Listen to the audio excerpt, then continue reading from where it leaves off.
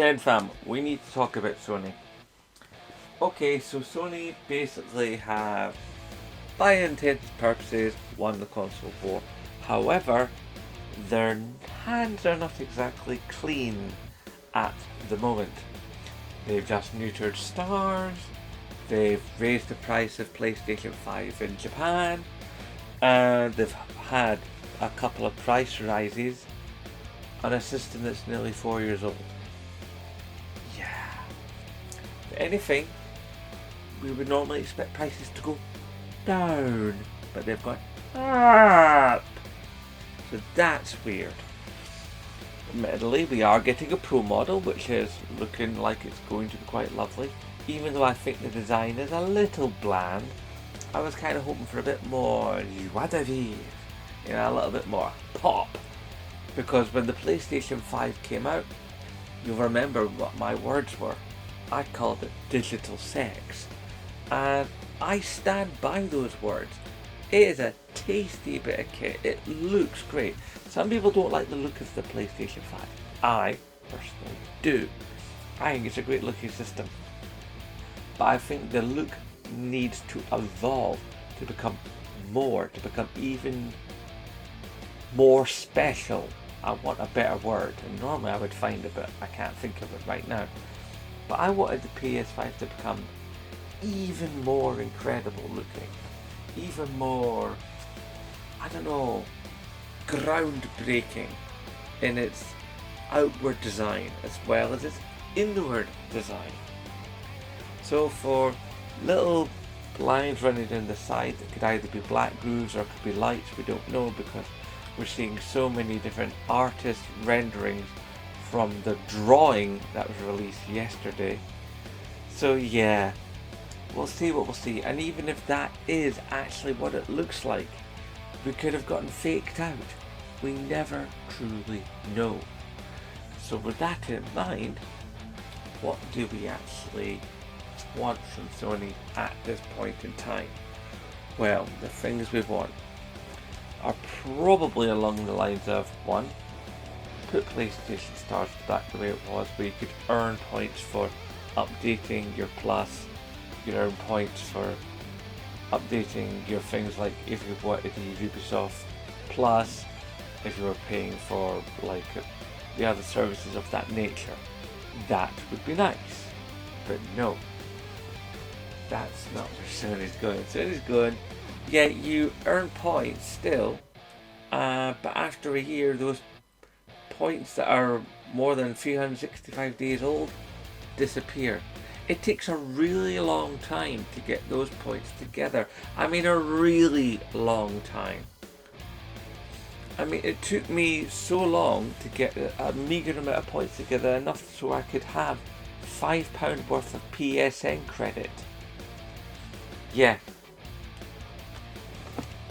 I mean, given that there's meant to be a 5th tier of PlayStation Reward capability, but we've never seen the 5th tier. We know it exists, but no one's ever reached it.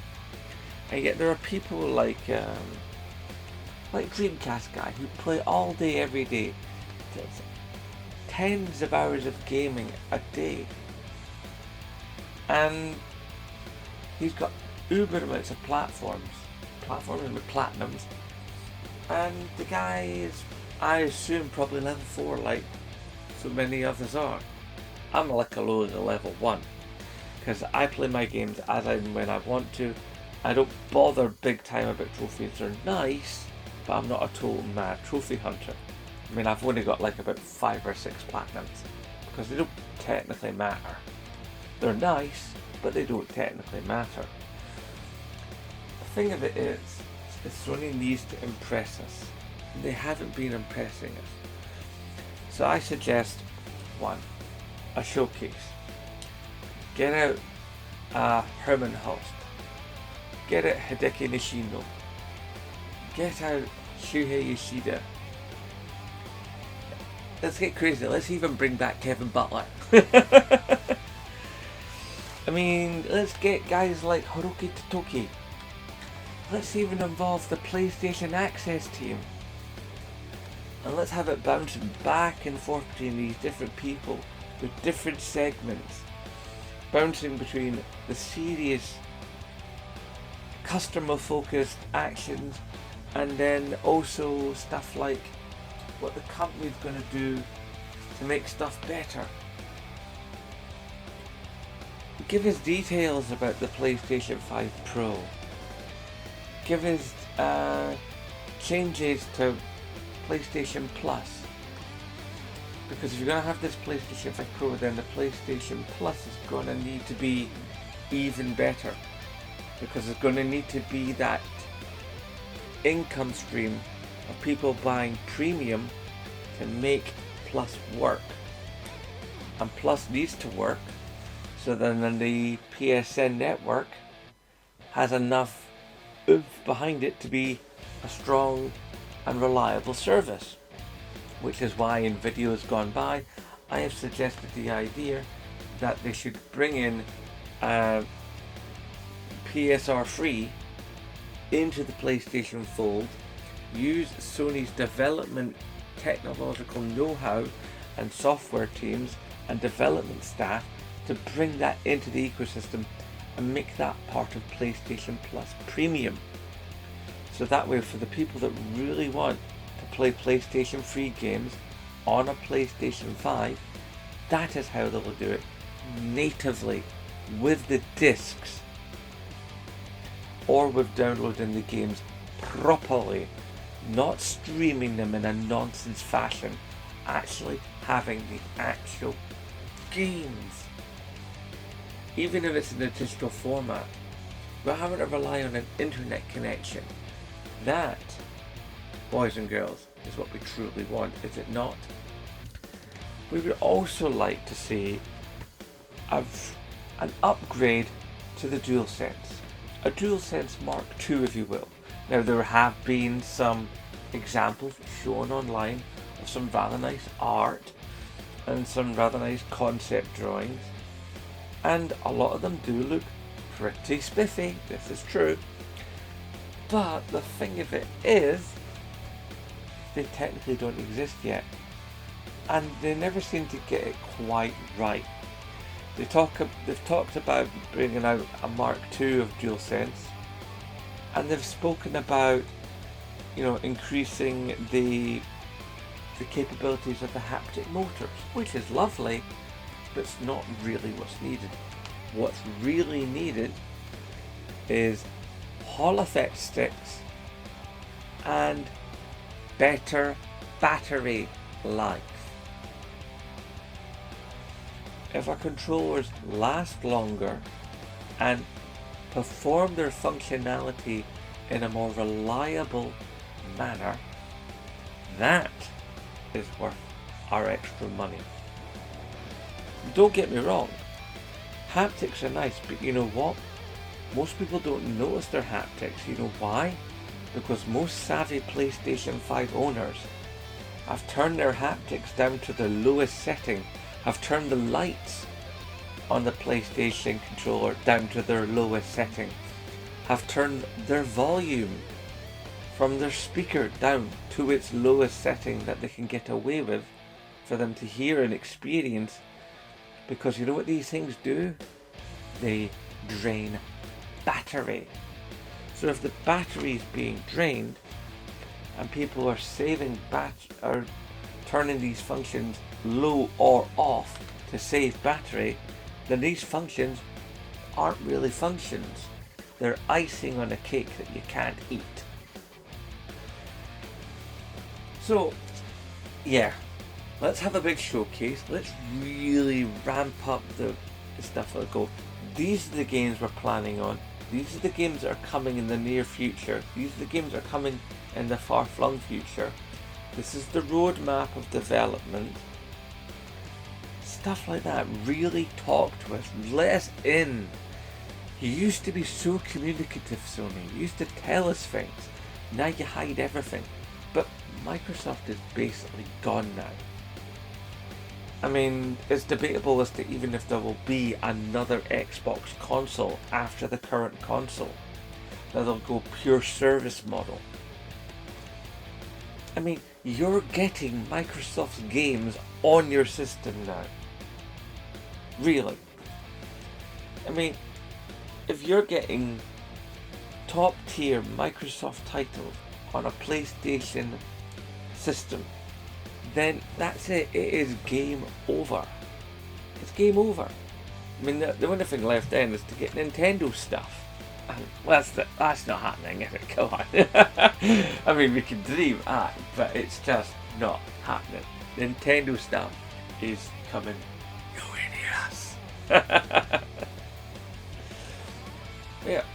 I mean, talk about the possibilities of a PlayStation Vita Mark II, or give it some other name, or perhaps an add-on pack, or or maybe something you could do to PlayStation Portable to turn it into a game system in its own right with its own games.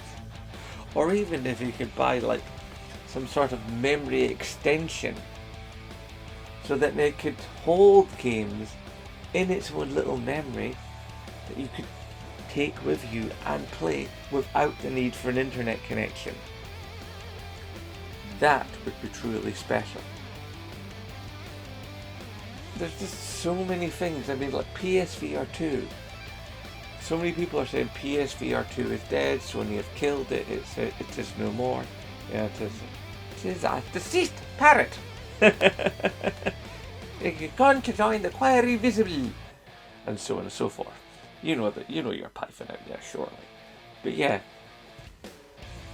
it's like, Sony, just talk to us, tell us things, tell us about the games, tell us about the moves, tell us how you're going to make things good for us, inspire us to spend money with you. Because you're not doing that at the minute, which is part of the reason why you're probably thinking that you have to raise the price of your console, because it's not selling as well. But the reason it's not selling as well is because, one, it keeps going up, and two, it's an expensive bit of kit and everybody is skint. I mean, there's less money floating about now than there ever has been, and the price of games keeps going up. Now, yes, it's true that the price of developing a game has increased exponentially these last few years. I mean, it is more and more expensive to make bigger and bigger games, and the games have only been getting bigger and bigger and bigger. So there's a limit to how much you can squeeze the public. Here's the thing, right? Games perhaps have gotten maybe just too big. And I say that as someone that, like, I loved Days Gone. I played till the wheels fell off of Assassin's Creed Valhalla. But maybe stuff is just too big. But then you also make stuff that's sometimes too small, but it's beautiful. There needs to be a balance. Like when you did The Order 1886, that game still stands up in the looks department. It's a stunning wee game to play. Although admittedly I couldn't finish it because I messed up my weapon allocation for the tunnel. I can't say any more than that then in case I spoil for people. But yeah, I messed up my weapon allocation for the tunnel. These things happen. And but it was a beautiful game and it still looks good now. And people are talking even about Grand Theft Auto 6 and saying, what more can they do? Is it really going to be that special? Is it really going to be that creative? Can they really make a leap forward like they did before? And people are saying, can the leaps be big enough, considering that this generation of games is technically held back by the Xbox Series S, which I've called in a previous video the Potato S, because it is a potato. It's a terrible system. The X is great. The X is a highly competent powerhouse, but the S is sorely lacking. And I see what Microsoft were trying to do with the S. They were trying to cover all the bases. They were trying to make sure that people on a budget could still play Xbox Series S level titles. But when they considered that it was little more powerful than a PlayStation 4 Pro, it doesn't quite pan out, and it doesn't have the performance spec of a PlayStation 4 Pro. So yeah, that's where it gets tricky. But the idea that we're going to get stuff like Starfield and the Horizon driving series and possibly Master Chief and all that kind of junk on a PlayStation is interesting food for thought. So Sony, seriously, talk about games, talk about development, talk about what you're going to do for the consumer. Make us interested again. Make us feel good about being PlayStation gamers again. That's all we really need. We don't need price hikes and secrets. Talk to us. Show off. Take the brakes off. There's not really much reason to not tell people what it is you're doing, because no one else is going to be doing what you're doing. Microsoft has pulled back. Nintendo's got its own plans. Time to get crazy. It's time to get experimental. Bring back the crazy, my god, what are they going to do next days of the PlayStation 3 and PlayStation 2, especially the PlayStation 3. Because although that system didn't start well, oh my god, it ended so incredible. So really, Sony, you need to step up, you need to get brave again. Because when people see bravery, they get inspired. It's that simple. Inspire us. Make us crave your games again. Make us go, wow, Sony are doing such interesting things. And not just a bunch of patents that never happen or never go anywhere. Actually go and do interesting things. Inspire the market. Go against the curve. I mean, if anything's ever supposed to be against the mainstream, it's gaming. Gaming doesn't need to be the mainstream. I mean, we're supposed to be counterculture here within our own culture. I don't know. It just seems that like you've lost your way a bit, Sony. You've got all this incredible possibility and you're frittering it away. You're just not really talking to us. You're not telling us anything. You're not showing us anything. You do these states of plays, and the last few, the last 2 or 3 have been okay because we've had an actual human talking to us and we can see that person. But before, there was the disembodied voice that, even though I was pretty sure it was Sydney Schoonman from your own official podcast, she sounded like an AI. I'm not gonna lie. And a lot of us out here in the real world, we're turned off by these AIs. We don't want it, we don't need it, and we certainly don't want it in our games.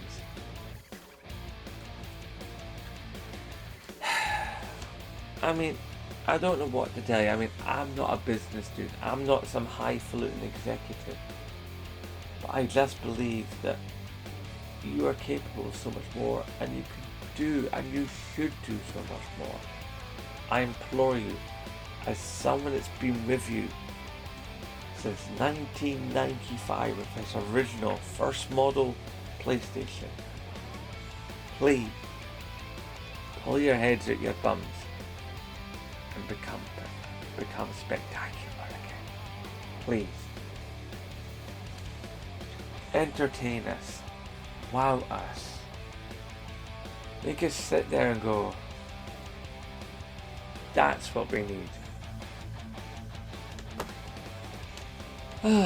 Love you guys. Okay, hashtag support Scottish YouTubers, and of course, as always, aye, nae bother.